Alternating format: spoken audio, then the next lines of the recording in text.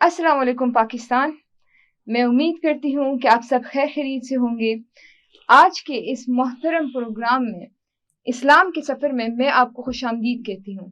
A1 TV के मोहतरम नाजरीन, मैं उम्मीद करती हूँ कि आप सब खैर खैरियत से होंगे और आज के इस इस्लाम के सफ़र के प्रोग्राम में आपको मुख्तलिफ चीज़ें ईद उल अज़हा के हवाले से जानने और सुनने को मिलेंगी। हमारे साथ आज के इस शो में मौजूद हैं कारी इनामुल हक साहब। वालेकुम अस्सलाम वरहमतुल्लाहि वबरकातुहू। मैं एक दफ़ा शुक्रिया अदा करता हूँ कि आपने A1 टीवी के प्रोग्राम इस्लाम के सफ़र में मुझ बंदा नचीज़ को दावत दी। सर, आप हमें ये बताइएगा कि ईद उल अज़हा कहाँ से शुरू होती है, इसका पस मंज़र क्या है और ये कहाँ से चल चल के आखिर ज़मां तक और आखिरी उम्मत तक आती है? ईद उल अज़हा बेसिकली मुसलमानों पर दो ईदें फ़र्ज़ हैं, एक ईद उल फ़ितर और रमज़ान मुबारक के महीने के बाद मुसलमानों की छोटी ईद होती है और उसके बाद बड़ी ईद हज़रत इब्राहीम अलैहिस्सलाम की सुन्नत अदा करते हैं। पहले एक दिन पहले हज होता है, हज के बाद ईद उल अज़हा जो है ना में हर मुसलमान मर्द औरत कुर्बानी के फ़राइज़ अंजाम देता है। जी जी सर, माशाल्लाह, ये तो आपने हमारे नाज़रीन को बता दिया। सर, अब आप हमें ये बताइए कि इसकी अहमियत क्या है, मुसलमानों पे इस दौरान फ़राइज़ क्या हैं ईद उल अज़हा के हवाले से, और जिनके फ़राइज़ हैं तो उनके कुछ हकूक़ भी तो होंगे, उनके हकूक़ क्या हैं? आप ये पूछना चाह रही हैं कि ईद उल अज़हा में जो कुर्बानी के हवाले से? जी, कुर्बानी के हवाले से जी लाजमी है, हर साहिब इस्तिताअत के लिए जो है उसे कुर्बानी करनी चाहिए। बिल्कुल, बिल्कुल। और कई लोग इस्तिताअत होने के बावजूद भी कुर्बानी नहीं करते और सारा साल अगर वो कुर्बानी करता है तो उसके सारा साल रिज़्क़ में बरकत होती है। अगर कोई साहिब इस्तिताअत नहीं है, जो इस्तिताअत भाई उसके पास इतनी रकम नहीं है कि वो अफोर्ड नहीं कर सकता, तो उसके लिए माफ़ी है। बहरहाल हर मुसलमान के लिए जो है ना कुर्बानी फ़र्ज़ है। जी जी माशाल्लाह, उम्मीद करती हूँ नाज़रीन इस हवाले से आपको अच्छी जानकारी मिली होगी। ईद उल अज़हा के हवाले से नाज़रीन मैं आप लोगों को आज कलाम पाक की कुछ आयात का तर्जुमा बताना चाहूँगी।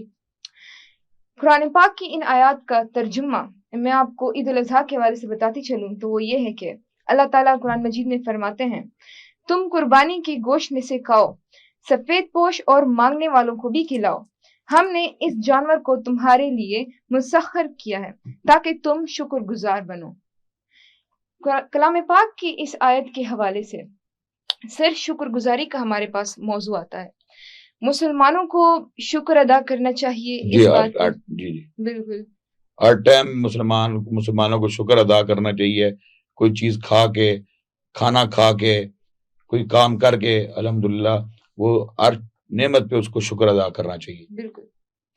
सर, हमारे पास एक मैं अपने नाज़रीन को बताना चाहूँगी कि हमारे पास एक हदीस जो कि रसूलुल्लाह सल्लल्लाहु अलैहि वसल्लम ने ख़ास तौर पर ईद की नमाज के हवाले से बताई। रसूलुल्लाह सल्लल्लाहु अलैहि वसल्लम का फरमान है कि ईद की नमाज मेरी सुन्नत है। सर, आप इस हवाले से क्या कहना चाहेंगे कि वो मुसलमान भाई जो ईद की कुर्बानी के लिए तो तैयार होते हैं, वो ईद की कुर्बानी कर भी लेते हैं, जी जी लेकिन वो सुबह नमाज पढ़ने से कासिर हैं, तो आप बताएं उनके लिए क्या बात, क्या कहें? वो उसका जो बंदा अगर बीमार है, बुजुर्ग है, उस पर भी फर्ज है कि वो मस्जिद में जाकर जो है ना वो ईद उल अज़हा अदा करे, उसकी नमाज अदा करे। बेसिकली जो बीमार है और जो जान के कर रहा है और वो मामला कर रहा है और उसे पता भी है कि आज ईद उल अज़हा है, इस टाइम उसकी नमाज है, اور وہ نہیں پڑھ رہا، اس کا معاملہ اللہ کے ساتھ ہے، بالکل ٹھیک ہے جی، بندے کے ساتھ نہیں، اگر وہ قربانی کر رہا ہے اس کے بعد آگے اس نے قربانی کرنی ہے تو وہ تو لازمی طور پہ اسے قربانی کرنی چاہیے، قربانی اس کی ہو جائے گی، برابر اس کا جو معاملہ نماز کا ہے وہ اس کا اللہ کے ساتھ ہے۔ بالکل سر، جہاں عید الاضحیٰ کا ذکر ہے، جہاں قربانی کا ذکر ہے، وہاں اس کے ساتھ ساتھ ہمارے پاس حج کا بھی ذکر آتا ہے۔ جی جی جی سر، اس حوالے سے ناظرین کو کچھ بتائیے گا۔ آج تو الحمدللہ اللہ تعالیٰ سب کو توفیق دے آج کرنے کی، اور اپنے در کی حاضری نصیب فرمائے، ہم دعا گو ہیں، تو جو صاحب استطاعت ہے اس پہ فرض ہے کہ وہ ایک دفعہ اس کو لازمی طور پر حج بیت اللہ کی حاضری ادا کرنی چاہیے جی۔ بالکل بالکل سر، ماشاءاللہ آپ نے اتنی زبردست بات کی کہ فرض ہے مسلمانوں پہ کہ وہ ایک بار کم سے کم زندگی میں لازمی بیت اللہ پر حاضری دیں۔ سر، اس حوالے سے میں چاہوں گی کہ جہاں عید کا سما اور اس کے عید الاضحیٰ کے حوالے سے ہم بات کر رہے ہیں، آپ ہمیں کوئی نعت سنا دیں۔ حدود طائر سدرا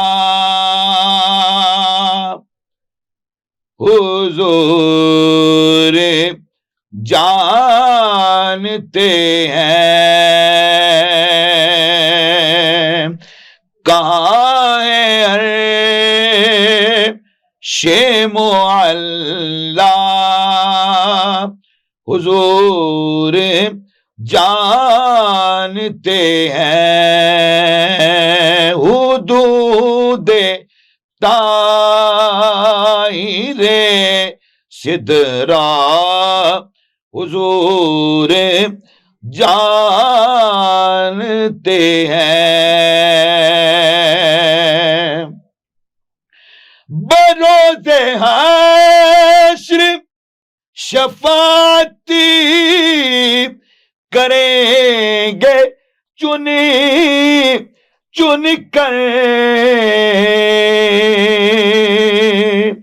بروز حشر شفاعتی کریں گے چن چن کر، ہر ایک غلام کا چہرہ حضور جانتے ہیں، کہاں ہے عرش معلی حضور جانتے ہیں،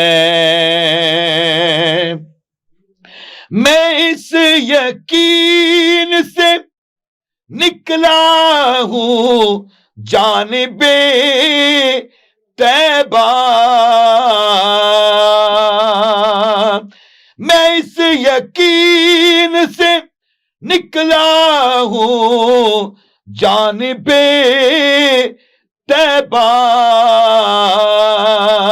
میرے سفر کا ارادہ حضور جانتے ہیں، حدود طائر سدرا حضور جانتے ہیں، سکھائی بات یہ سرور ہمیں صحابہ نے کہ جانتا ہے خدایا حضور جانتے ہیں، حدود طائر سدرا حضور جانتے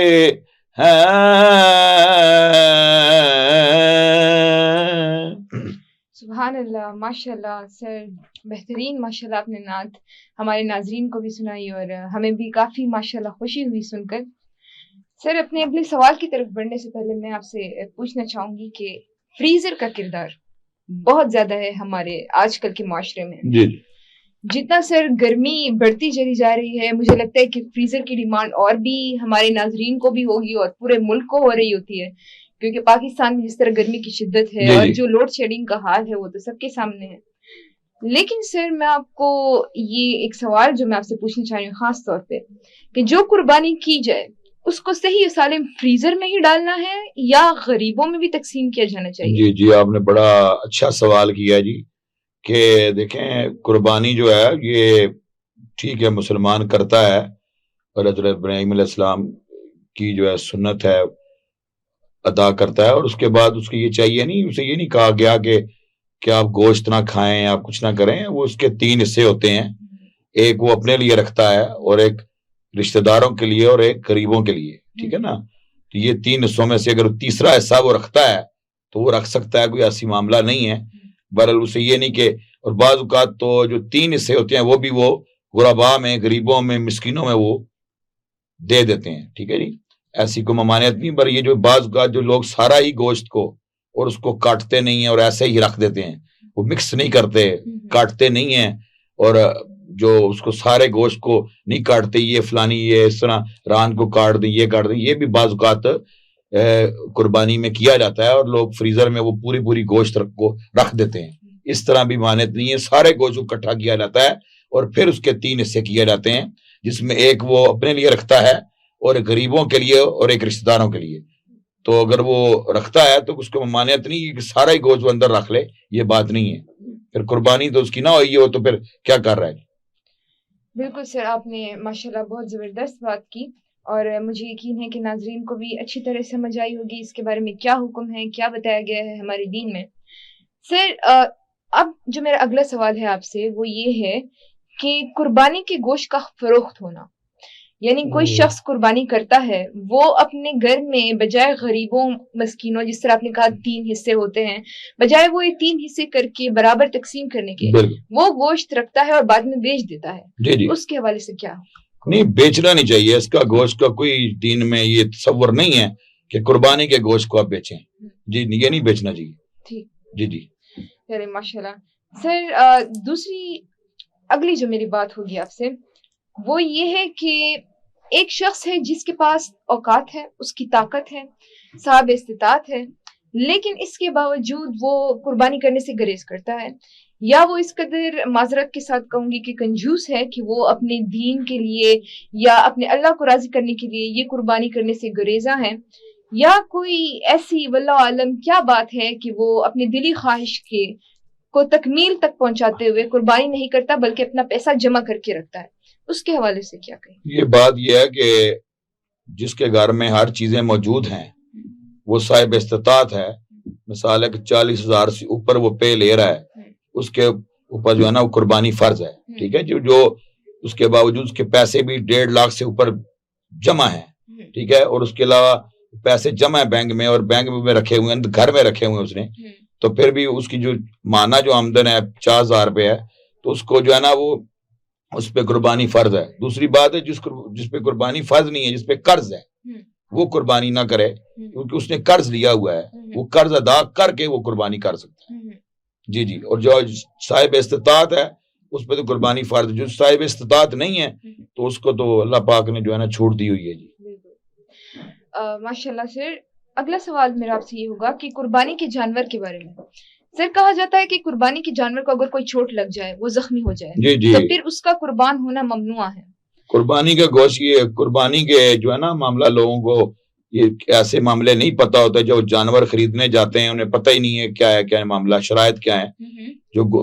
جو دمبا ہوتا ہے وہ 1 سال کا ہونا چاہیے، 6 ماہ کا بھی ہو تو سال کے برابر ہوتا ہے، وہ قربانی لگ جاتا ہے۔ اور جو بکرا ہوتا ہے وہ بھی سال کا ہونا چاہیے، اگر نہ سال کا ہو، دانت اس کے پورے ہوں، ٹھیک ہے نا، تو وہ اس پہ قربانی لگتی ہے۔ اور دوسری بات یہ جو آپ نے سوال کیا ہے میرے سے کہ ہاں جی کہ جس کو چوٹ لگی ہو، جس کا سینگ ٹوٹا ہو، پایا ٹوٹا ہو، کان زخمی ہو، وہ قربانی نہیں لگے گا۔ جی اور بیل بھی اس طرح ہی ہے کہ دوندا 2 سال کا، چوگا 4 سال کا، یہ 4 سال کا ہوگا تو قربانی لگے گا۔ جی یہ نہیں، آپ کو ڈاؤٹ رہے گا نا کہ سال کا نہیں ہے، اس کے دانت ہی نہیں ہے، تو آپ کس طرح قربانی کریں گے؟ اگر آپ کو شک ہے تو پھر آپ یہ پورے سال کا ہوگا تو آپ قربانی کر سکتے ہیں. ٹھیک ہے جی, قربانی جی جی. چلیے ماشاء اللہ سر, لاسٹ میرا اس معاملے میں آپ سے سوال ہوگا کہ قربانی خود کرنا, اپنے ہاتھوں سے کرنا یا کسی قصاب سے کرنا؟ نہیں, وہ آپ نہیں, وہ ثواب کا کام ہے. چھری پھیرنا جو ہے یہ آپ تکبیر پڑھ کے خود ثواب کا کام ہے کہ آپ کا ہاتھ کامتا نہیں, آپ چھری پھیر رہے ہیں تو بہا رہے ہیں خون کو, وہ گھر میں بہانا چاہیے اور خود کرنا چاہیے. اگر وہ خود نہیں کر سکتا تو اپنے سامنے جانور کے کھڑا ہوگا. ٹھیک ہے جی, اور وہ خون بہانا چاہیے. وہ یہ اس کیونکہ وہ خود قربانی کر رہا ہے, اس کے بعد دعا مانگ رہا ہے تو تکبیر پڑھ رہا ہے. اگر وہ تکبیر نہیں پڑھتے تو پھر فائدہ نہیں ہے. تکبیر بلند آواز سے پڑھنی چاہیے, اللہ اکبر لا الہ الا اللہ واللہ اکبر وللہ الحمد. تکبیرات جو ہیں یہ بلند آواز سے 3 دفعہ پڑھنی چاہیے. جی جی سر, اور اگر کوئی شخص بیمار ہو, اس کی طبیعت ٹھیک نہ ہو, وہ یہ خود سے نہ کر سکے تو پھر اس کے بارے میں کیا ہوگا؟ خود سے نہیں کرے گا نا, وہ بیٹھا ہوگا, پاس ہوگا, وہ کسائی آئے گا.